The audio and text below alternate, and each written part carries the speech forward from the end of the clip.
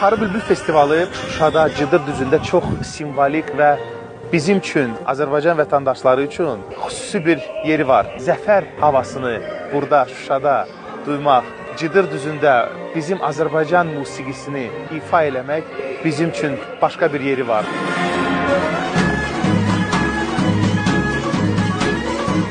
Xarı Bülbül Festivalının özü də bir sənət əsəridir və bu sənət əsərinə görə biz Heydər Əliyev Fonduna və Mədəniyyət Nazirliyinə minnətdar olmalıyıq və düşünürəm ki, ildən ilə bu sənət əsəri daha da yüksək səviyyədə, daha da rəngarəng və daha da parlaq olacaq.